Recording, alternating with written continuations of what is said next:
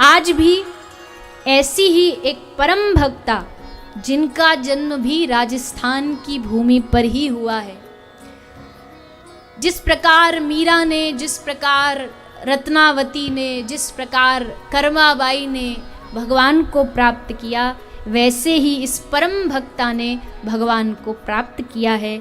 और इस परम भक्ता का नाम है श्री करमेती बाई। करमेती बाई, कर्माबाई अलग है, करमेती बाई अलग है। कर्माबाई तो जिनका नाम हम जानते हैं, जो जगन्नाथ भगवान को खिचड़ी प्रसाद पवाती थी, ये जो है इनका नाम करमेती बाई है।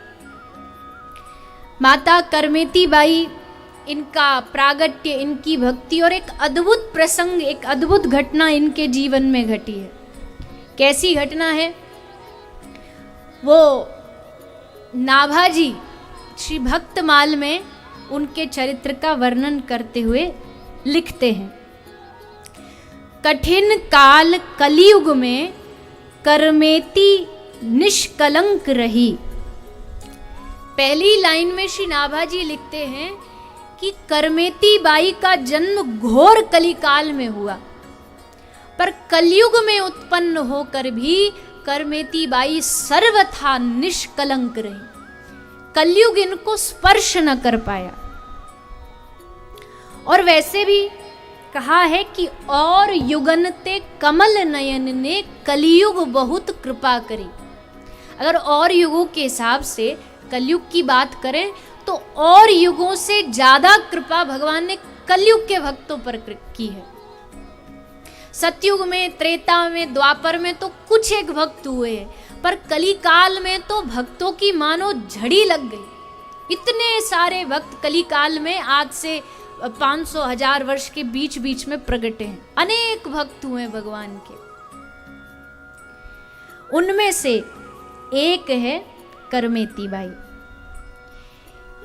कह रहे हैं कि अबला शरीर साधन सबल, ये बाई हरि भक्ति बल।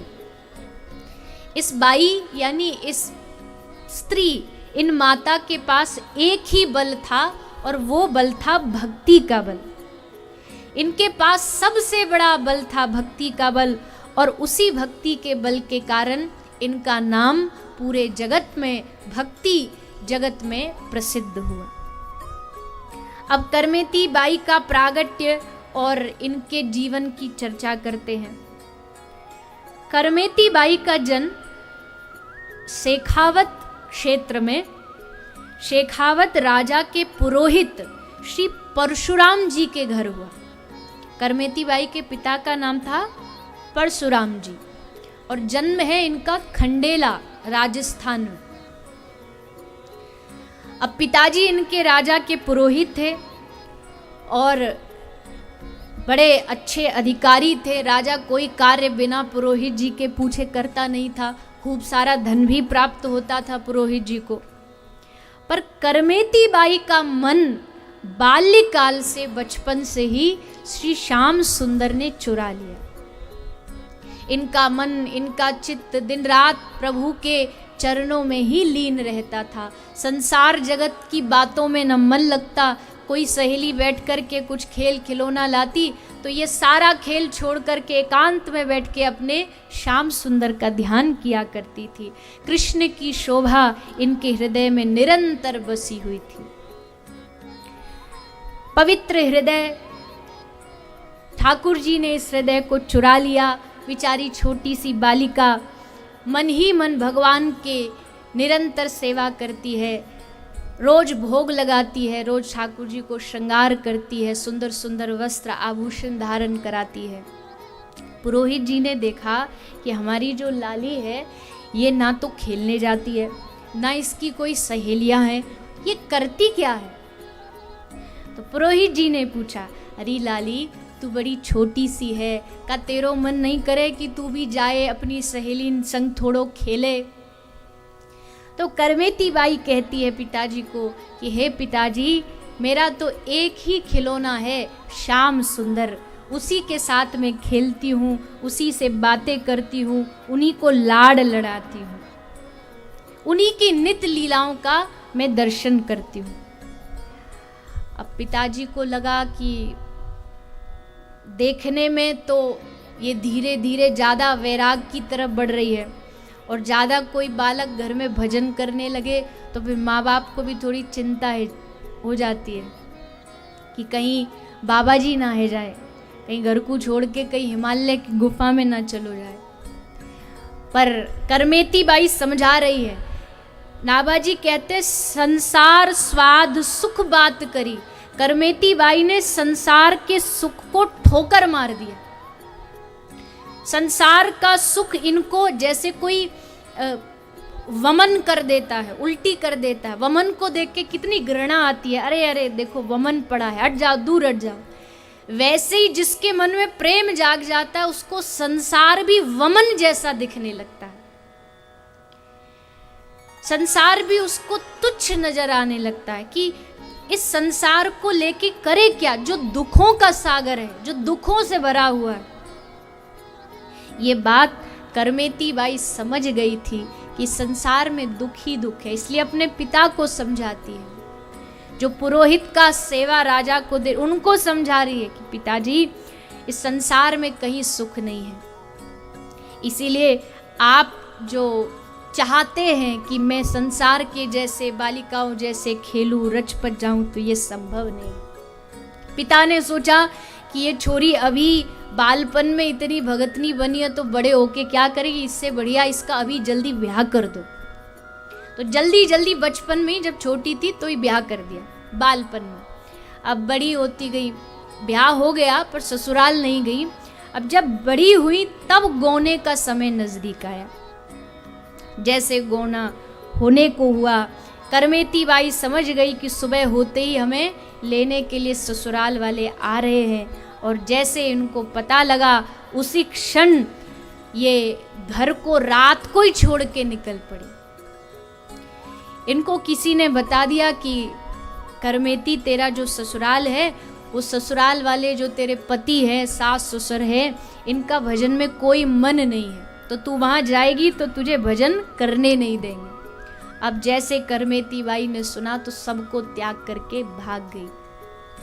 वैसे अपने कर्म से भागना पाप है, अपराध है, लेकिन अगर भगवान की भक्ति में कोई अपना परिवार भी बाधक बनता है तो शास्त्र कहते हैं कि उसको त्यागने में भी कोई अपराध नहीं है, कोई पाप नहीं है। बलि गुरु तज्यो, बलि ने अपने गुरु की आज्ञा को नहीं माना। क्यों? क्योंकि गुरु ने कहा कि वामन भगवान को दान मत दे। अब भगवान की सेवा से जो तुम्हें च्युत करे, उस गुरु की आज्ञा की अवहेलना करने में भी कोई दोष शास्त्रों ने नहीं बताया। प्रहलाद ने अपने पिता की आज्ञा नहीं मानी। क्यों? क्योंकि उन्होंने भगवान की भक्ति से दूर करना चाहा। सूरदास जी कहते हैं, जिनके संग कुमति उपजत है, परत भजन में भंग, तज मन हरि विमुखन को संग। ऐसे लोगों का संग त्याग दो जिनके संग रहने से मन में कुमति, कुबुद्धि उपजती है, गलत भाव मन में जागते। ऐसे लोगों का संग त्याग देना चाहिए। तो करमेती बाई ने सोचा कि इन हाड़ मांस के शरीरों से बने हुए इन संबंधों को, जो मुझे भगवान के स्मरण से विरोध करते हैं, इनका त्याग देना ही परम धर्म है। इन शरीर के हाड़ मांस के पुतलों से क्या मोह रखना। करमेती बाई ने सोचा, यहाँ से निकल के ससुराल अगर पहुँच गई और फिर मुझे वहाँ जाकर के संसार में फंसा लिया गया तो फिर 84 के चक्कर में फंसना पड़ेगा। कितनी अजीब बात है। 84 लाख जो योनियां हैं, उनमें से एक योनि को छोड़ करके कोई योनि ऐसी नहीं है जिसमें भजन किया जा सके।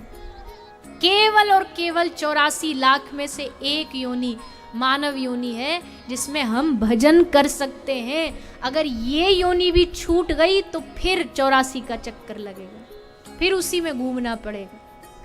एक ही मौका है, एक ही अवसर है, यही जन्म है जहां भगवान को पा सकते हैं, अन्यथा तो फिर भटकना है।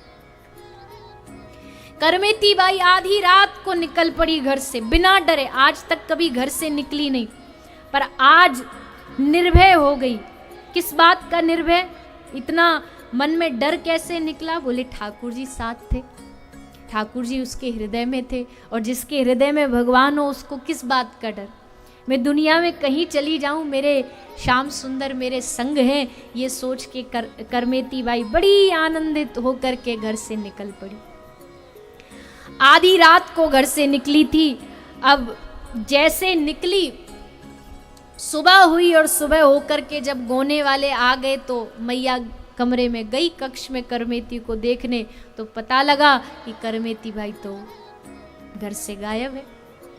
अब तो हल्ला मचा, कहाँ चली गई? सुन करके समाचार मिला, पिताजी घबराए, कहाँ जाऊं, और सबसे बड़ी बात कलंक से कैसे बचूं? लोग कहेंगे अरे जवान कन्या घर से भाग गई, ब्याह गोना होने वाला था, आज गोने लेने वाले आने वाले और ये भाग करके चली गई, इस कलंक से कैसे बचूं? ये सोच के परशुराम जी भागे भागे राजा के पास गए। राजा को निवेदन किया, महाराज जल्दी से दूत भेजिए, अभी ज़्यादा दूर कहीं गई नहीं होगी, राती को तो निकली है, बीच रास्ते में कहीं पकड़ करके ले आओ। अब राजा के पुरोहित थे परशुराम जी, तो राजा ने आज्ञा दे दी, रथों पर घोड़ों पर सवार होकर सिपाहियों को चारों ओर क्षेत्र में भिजवा दिया, जाओ चारों ओर फैल जाओ और करमेती बाई को ढूंढ के लाओ। अब तो रथ भागे, घोड़े भागे, सब भाग भाग करके ढूंढ रहे हैं करमेती बाई को। करमेती पैदल पैदल जा रही थी, अचानक से घोड़ों की थाप की आवाज आई, रथों की आवाज आई, तो करमेती समझ गई कि राजा के सिपाही हमें ढूंढने आ रहे हैं। करमेती भाग रही है, कहाँ छुपूं कहाँ छुपूं? अब जो कथा है वो सुनिएगा। भागती भागती कहाँ जाऊं, कौन सा स्थान? कोई भयानक जंगल है, ना कोई कुटिया है, ना कोई आश्रम है, ना घर है, कोई जगह छुपने की नजर नहीं आ रही।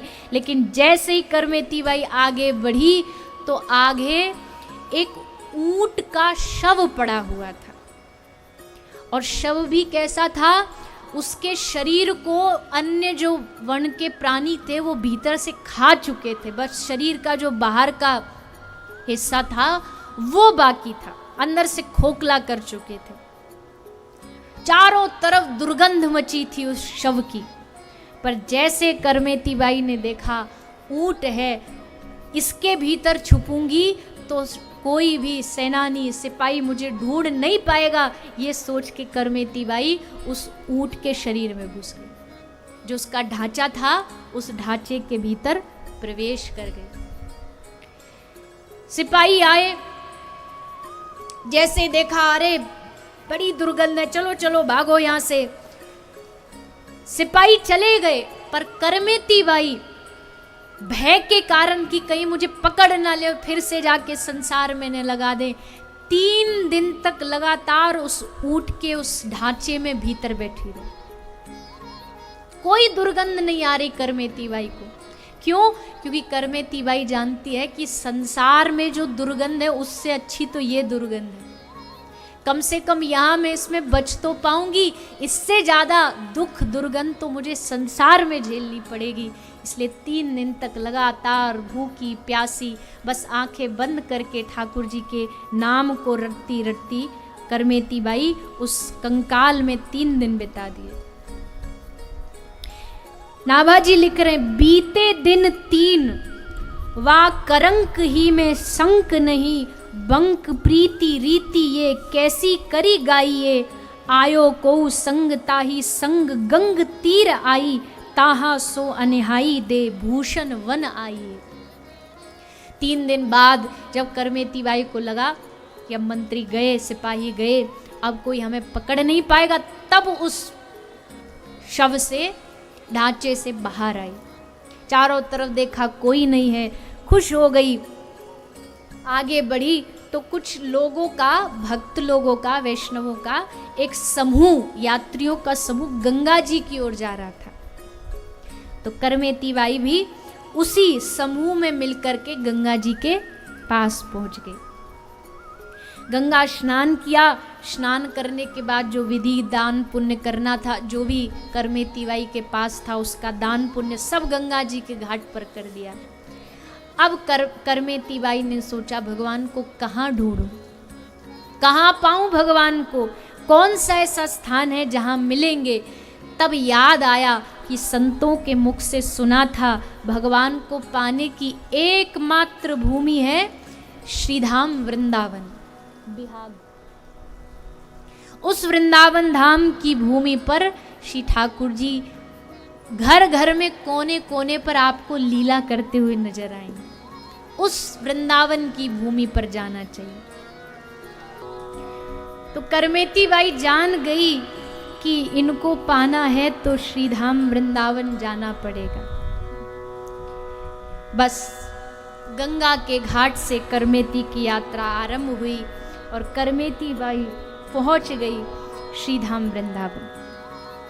वृंदावन में कहाँ? बोले कोई कुटिया में, आश्रम में रुकी? बोले नहीं, कहीं नहीं, किसी भी वृक्ष के नीचे बैठ जाती और करमेती बाई का पूरा दिन रोते रोते गुजर जाता कि हे श्याम सुंदर आप कहाँ मिलोगे, हे प्रियतम आपको कहाँ ढूंढूं। अब परशुराम जी करमेती बाई के पिताजी ये करमेती बाई के ब्रिज प्रेम से परिचित थे कि करमेती को ब्रिज से कितना प्रेम है, इसलिए जानते हैं कि ये सीधा वृंदावन ही गई होगी। तो परशुराम जी राजा के कुछ दूतों को, सिपाही को साथ लेकर के ढूंढने के लिए, करमेती बाई को ढूंढने के लिए वृंदावन आ गए। वृंदावन आए। अब कहाँ ढूंढें? वृंदावन के मंदिरों में गए, सब जगह कुटियाओं में, आश्रमों में ढूंढा, पर करमेती बाई तो कहीं दिखाई नहीं पड़ी। तब किसी वैष्णव ने सुझाव दिया कि जो भगवान का प्रेमी होता है ना, वो कहीं किसी लता वृक्ष के नीचे पड़ा पड़ा रोता हुआ ही नजर आता है। तो जाओ, कदम्ब के वृक्ष पर चढ़ जाओ और वहां से खड़े होकर के देखो, किसी वृक्ष के नीचे करमेती बाई नजर आ जाएगी। परशुराम जी गए और श्री परशुराम जी जाकर के एक टीले पर खड़े होकर के चारों तरफ देखने लगे। और जब देखा तो एक बड़े सुंदर स्थान पर, श्री वृंदावन में श्री रंग जी के मंदिर के निकट वो स्थान था, वहाँ एक वृक्ष के नीचे नजर आया बहुत सारे चारों तरफ मयूर, पशु पक्षी, सर्प, बिच्छू सब चारों ओर से करमेती बाई को घेरे बैठे। और करमेती बाई क्या कर रही है? आंखें बंद हैं और हृदय का जो भाव है, हृदय का जो कृष्ण प्रेम है, वो पिघल कर के नेत्रों से बह रहा है। हृदय का प्रेम नेत्रों से पिघल करके बहता जा रहा है। जैसे करमेती बाई को देखा, पिता भाग करके आए, उतरी के आए, रोए पाए लपटाए गयो, कटी मेरी नाक जग मुख ना दिखाइए, चलो गृहवास करो लोग उपहास मिटे, सासू घर जाओ मत सेवा चित लाइए। परशुराम जी ध्यानस्थ पुत्री को देख करके भाग के आए।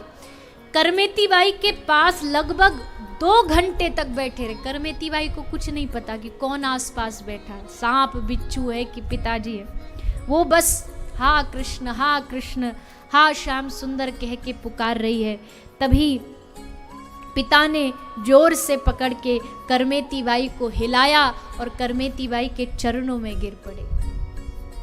कहा कि कही कटी नाक, हे बेटी मैं राज पुरोहित हूँ, राजा का पुरोहित हूँ, मेरी सारी प्रतिष्ठा धूल में मिल गई। तुम इस घोर निर्जन वन में अकेली पड़ी हो, लोग क्या क्या कह रहे हैं तुम्हारे बारे में। आज तुमने मेरे वंश की नाक कटवा दी। तब करमेती ने क्या कहा? करमेती कहती है, कही तुम कटी नाक कटे जो पे होए कहू, नाक एक भक्ति नाक लोक में ना पाइए, बरस 50 लगे विषय ही में वास कियो, तो ना उदास भय चबे को चबाइए। करमेती कह रही है, आपने कहा कि मेरी नाक कट गई, अरे पिताजी नाक होती तब तो कटती। नाक माने प्रतिष्ठा, प्रतिष्ठा धूमिल हो गई। करमेती कहती है प्रतिष्ठा तो केवल भगवत भक्ति में ही है, अगर भगवत भक्ति हृदय में नहीं तो काहे की प्रतिष्ठा, और जब प्रतिष्ठा है ही नहीं तो जाने की तो कोई बात ही नहीं होती। और कह रही है कि 50 वर्ष बीत गए आपको विषय में पड़े हुए, फिर भी आपका विषयों से वैराग नहीं हुआ। हे पिताजी, मैं तो चाहती हूं कि आप भी सब कुछ छोड़ो और मेरी तरह इस वृंदावन में पड़े रहो। पिताजी ने पूछा क्या करेंगे, तेरा लक्ष्य क्या है वृंदावन में पड़े रहने का? तो जैसा सूरदास जी कहते, वृंदावन क्यों आते हैं लोग? भगवान का एकमात्र इन नैनों से दर्शन करने के लिए। जब आदमी को प्यास लगती है तो कहाँ जाएगा?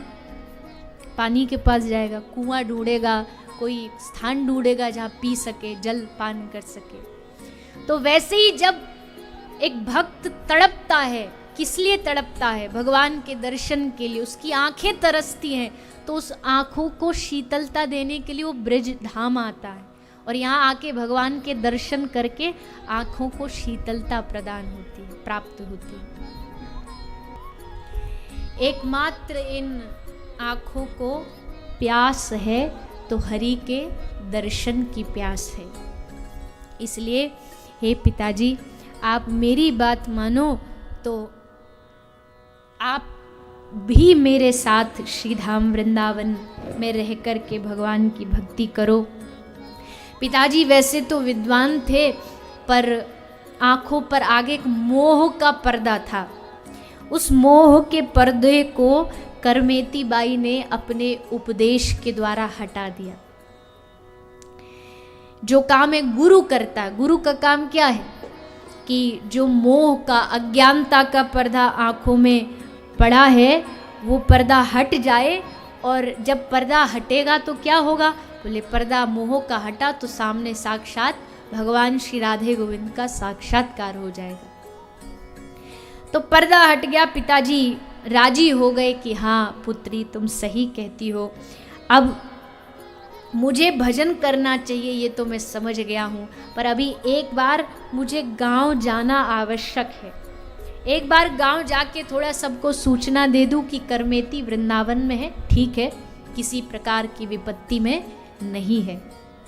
ये कह कर के परशुराम जी जब जा रहे थे तो करमेती बाई ने अपने पिताजी को एक बड़ी सुंदर विग्रह मूर्ति दी और कहा कि आप इसे ले जाओ और घर में, गांव में सबको कहना इसकी सेवा करें। आज भी वो जो मूर्ति करमेती बाई ने प्रदान की थी अपने पिताजी को, वो खंडेला में, राजस्थान में आज भी विराजमान है। तो उस मूर्ति को लेकर के आ गए परशुराम जी, रात को घर आए, बड़े चाव से उन्होंने विग्रह को पधराया और उसकी सेवा करने लगे। अब उनको भगवत कैंकर्य अच्छा लगने लगा। अब तक तो राजा की गुलामी करते थे, राजा के पुरोहित थे, अब उनको सब मिलना जुलना बंद कर दिया सबसे, और दिन रात उसी विग्रह की सेवा में लग गए। तो एक दिन राजा ने देखा कि पुरोहित जी तो कहीं गायब ही हैं, अपनी पुत्री को ढूंढने गए थे पर अब तक तो वापस ही नहीं आए। तो मंत्री को भेजा, पता करके आओ और अगर मिल जाए तो उनसे कहना राजा ने बुलाया। अब सारे मंत्री आए, आकर के पूछा पंडित जी कहाँ हैं, तो बताए पंडित जी भीतर सेवा कर रहे हैं। मंत्री जी गए, बोले पंडित जी आपको राजा जी ने बुलाया है। वो भगवत सेवा में संलग्न थे। तो क्या कहा परशुराम जी ने? मंत्रियों को कहा कि कह देना अपने राजा जी को कि अब मैं उनका दास नहीं हूं, अब मैं अपने ठाकुर का दास बन गया, अब मैं उनका चरण सेवक बन गया हूं। बस अब मेरा एक ही लक्ष्य है कि मैं भजन करूं और भजन करके भगवान को प्राप्त करूं। मैं घर रह कर के ही, मैं उनका पुरोहित हूँ, राज पुरोहित हूँ, इसलिए घर रह कर के ही उनको यहाँ से आशीर्वाद दे दूंगा। भगवान से निवेदन करूँगा कि उनको खूब दीर्घायु प्रदान करें। अब राजा को जब ये बात पता चली तो राजा को लगा कि कुछ तो ऐसा मिला है इसको कि ये मेरी गुलामी, मेरा दासत्व छोड़ के किसी और का दास बन गया है। राजा भगवत भक्त था तो उसने निर्णय किया कि मैं आकर के स्वयं राजा पुरोहित से मिलने आ गए। देखी निरप प्रीति रीति पूछी सब बात कही, नैनन अश्रुपात वह रंगी श्याम रंग में। राजा ने पूछा पुरोहित को कि आप तो बेटी को ढूंढने गए थे, कहाँ है बेटी? तो कहा नैन अश्रुपात वह रंगी श्याम रंग में। हे राजा जी, अब मेरी बेटी संसार के योग्य नहीं रही, अब वो ठाकुर की हो गई है, और जो भगवान का हो जाता है ना फिर वो संसार का बनने लायक ही नहीं रहता। संसारियों जैसा व्यवहार ही उसको खत्म हो जाए। संसारियों का व्यवहार, कोई घर में आए तो उससे इज्जत से पेश आइए, उसके साथ थोड़ा बैठ के बातें करिए, उसकी कुशलता पूछिए, कुछ खाइए पिलाइए। पर प्रेमी की बात तो निराली होती है, वो तो एक अलग ही दुनिया में रहता, कौन आया कौन गया उसे पता ही नहीं होता। उससे आप सामाजिक व्यवहार निभाने के लिए कहोगे तो हाथ खड़े कर देगा, हमसे नहीं होने वाला। मैंने स्वयं ने देखे हैं ऐसे भक्तों को, आंखों से देखा है। उनको पता ही नहीं उनके चारों तरफ हो कौन क्या रहा है, कौन आया कौन गया कुछ भान ही नहीं। उनसे कितना कहा जाए कि भैया थोड़ा सा संसार के नियम भी निभा लीजिए, पर बस में ही नहीं है, क्या करें। कहते हैं कि होता ही नहीं है, चाहते हैं पर निभता नहीं। तो राजा बड़ा खुश हुआ, प्रसन्न हुआ कि मेरे पुरोहित की पुत्री इतनी बड़ी भक्ता हुई है। राजा ने कहा, हे पुरोहित जी, अगर आप आज्ञा दें तो मैं खुद एक बार वृंदावन जाके करमेती का दर्शन करना चाहता हूँ। तो पुरोहित जी ने आज्ञा दे दी कि ठीक है, आप वृंदावन चले जाओ। कहाँ मिलेगी करमेती बाई? यमुना के किसी घाट पर पड़ी होगी, वहीं जा कर के देख लेना, दर्शन हो जाएगा। राजा चल पड़ा, वृंदावन आया, और वही सच हुआ कि वृंदावन आके यमुना के घाट पर घायल पड़ी थी करमेती, और बस मुख से कृष्ण कृष्ण कृष्ण का उच्चारण कर रही थी, नेत्रों से अश्रु बह रहे थे। और करमेती का स्वरूप कुछ और ही था, मानो कोई प्रकाश पुंज बैठा हो, प्रकाश निकल रहा हो। भक्त का जो मुखमंडल होता है ना, उसमें एक अलग ही प्रकाश होता है, भक्ति का प्रकाश होता है वो। कई महापुरुष देखे हैं, खाते कुछ नहीं, भोजन कुछ नहीं, भोजन अगर आप उनका देखेंगे तो कुछ भी नहीं, पर उनके चेहरे का प्रकाश देखो तो ऐसे लगता कितना बढ़िया माल खाते होंगे, कितने चेहरे पर तेज प्रकाश। वो माल का तेज नहीं होता, वो भक्ति का तेज होता है, भक्ति का प्रकाश शरीर से झलकता। जब कई लोग मुझसे प्रश्न करते ना आके कि वास्तविक संत आज के जमाने में कौन है, कैसे पहचाने, तो मुझे बड़ी हंसी आती है। अरे गुण तो बाद की बात है, जो सच्चा महापुरुष होता है ना, उसका चेहरा बता देता है कि इसके जीवन में कितनी भक्ति। केवल दर्शन बता देता है कि इसके जीवन में खूब भजन है, खूब भगवान की भक्ति है। तो राजा ने देखा करमेती यमुना के किनारे पर पड़ी है, निवेदन किया, करमेती को हाथ जोड़ के निवेदन किया, हे देवी, मेरा राज्य सूना हो गया है तुम्हारे बिना। ये तो मेरा सद्भाग्य है कि मेरे राज्य में तुम जैसी भक्ता प्रकट हुई है। अब चल कर के उस राज्य को सनाथ कर दो। पर करमेती ने हाथ जोड़ के निवेदन किया, हे राजन, ये प्रेम की भूमि ऐसी है ना, यहाँ जो एक बार आ जाए वहाँ से वापस मुड़ना फिर संभव नहीं। मीरा जब द्वारिका पहुँची तो पूरा मेड़ता गया मीरा को लेने के लिए। जब मीरा थी मेड़ता में, चित्तौड़ में, तो खूब सताया मीरा को। लेकिन जब मीरा चित्तौड़ से निकल गई तो चित्तौड़ धीरे धीरे धीरे विनाश की ओर बढ़ने लगा। राजा मारे गए, धीरे धीरे राज्य नष्ट होता गया। तो किसी बड़े बुजुर्ग ने कहा कि ये जो नाश हो रहा है ना, ये चित्तौड़ का ये इसलिए हो रहा है क्योंकि मीरा यहाँ से चली गई। मीरा को वापस लाओ, मीरा वापस आएगी तब जा करके इस राज्य का भाग्योदय होगा। तो पूरे चित्तौड़ के लोग मीरा को लाने के लिए वापस द्वारिका पहुंच गए। खूब निवेदन किया मीरा को, चलो वापस चलो। मीरा ने भी वही उत्तर दिया, मैं वहां पहुंच चुकी हूं जहां से वापस आना संभव नहीं है। किंतु लोगों ने खूब निवेदन किया, नहीं मीरा चलना पड़ेगा, हमने सुना भक्त तो दयालु होते हैं, करुणा से भरे होते हैं, चित्तौड़ मिट जाएगा मीरा अगर तू वापस नहीं गई। तब मीरा ने कहा था कि ठीक है, अगर इतना आग्रह कर रहे हो मैं चलूंगी, पर पहले भगवान से, द्वारिकानाथ से आज्ञा लूंगी। अगर इन्होंने आज्ञा दे दी तो साथ चलूंगी। ठीक है चलो, हम मंदिर के बाहर बैठे, तुम जाओ अंदर और आज्ञा लेके द्वारिकानाथ से आ जाओ। मीरा आज्ञा लेने भीतर गई। मीरा ने प्रवेश किया द्वारिकाधीश के मंदिर में और बस सब लोग प्रतीक्षा करते रहे, अब बाहर आई, अब बाहर आई, अब आएगी, अब आएगी। लेकिन वो अंतिम क्षण था जब सबने मीरा का दर्शन किया। बहुत देर हुई, दरवाज़ा खोल के देखा तो द्वारिकानाथ तो थे पर मीरा वहाँ से गायब थी। कहाँ चली गई? जिस द्वारिकाधीश के धाम से मीरा आई थी उसी द्वारिकाधीश में मीरा सशरीर समा गई। प्राण देना मंजूर है पर वापस लौटना मंजूर नहीं है। करमेती ने निवेदन किया, हे राजन मुझे क्षमा करो, मैं यहाँ से वापस नहीं जा सकती। राजा ने कहा अच्छा ठीक है, आप नहीं जा सकती, कोई बात नहीं, मैं एक काम करता हूँ, आपके लिए यहाँ एक कुटिया बना देता हूँ। ब्रह्मांड घाट है वृंदावन में, उस ब्रह्मांड घाट के पास एक सुंदर कुटिया बना दी गई। करमेती बाई उसी कुटिया को राजा ने समर्पित कर दिया। उस कुटिया में रहते रहते एक और सुंदर घटना घटी।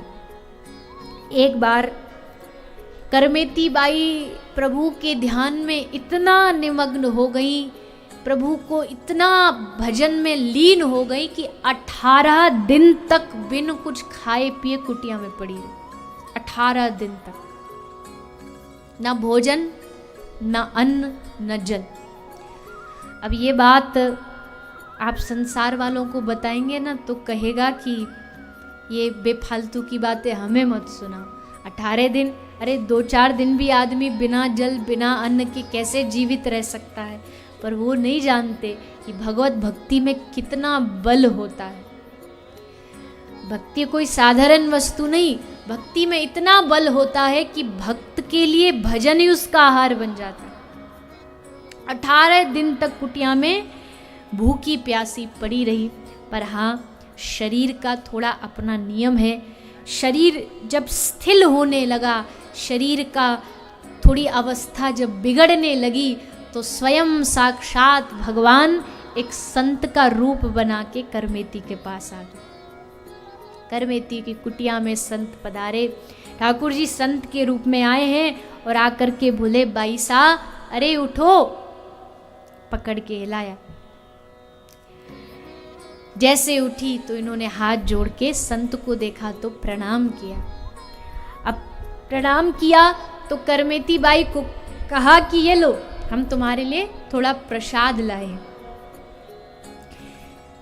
करमेती बाई ने हाथ जोड़ के निवेदन किया है, हे संत महाराज, अगर आप मुझे प्रसाद देना चाहते हो तो ऐसा प्रसाद दे दो जिसको पाके मेरी भूख प्यास ही मिट जाए। क्योंकि ये भूख प्यास भगवत स्मरण में मुझे बाधा देती है। कितनी अद्भुत भक्ति रही होगी कि भूख प्यास भी अड़चन न बने भक्ति में, इसलिए मांग रही है कि मेरी भूख खत्म हो जाए। जितना समय मैं भोजन जल पाने में निकालती हूँ उतना मैं भगवत स्मरण में निकालूं। ऐसा प्रसाद मुझे दे दो। अब संत रूप में तो भगवान ही है, भगवान तो कुछ भी कर सकते हैं। भगवान ने प्रसाद दिया और कहा करमेती ऐसा ही होगा, तुम्हारे जीवन में तुम्हें भूख प्यास कभी अब दुखी परेशान नहीं करेगी। वो ग्रास लेते ही करमेती बाई का हृदय एकदम आनंद से भर गया और मन ही मन उन संत को खूब आभार प्रकट किया। संत दर्शन भी हो गया और भगवत दर्शन भी हो गया। दोनों का दर्शन करके करमेती बाई खूब प्रसन्न हुई, कृतार्थ हुई और ऐसी निरंतर भक्ति, ऐसी झांकी भगवान समय समय पर करमेती बाई को कराते रहे। करमेती बाई हर लीला के द्वारा भगवान का साक्षात्कार करती थी। भजन करती हुई वृंदावन की भूमि पर रहकर ही करमेती ने भगवान को प्राप्त किया है। तो इस प्रकार करमेती बाई जो भगवान की अद्भुत भक्त हुई हैं, इन्होंने भगवान को प्राप्त किया। भगवान ने इनकी भक्ति से प्रसन्न होकर के इन पर खूब खूब कृपा की।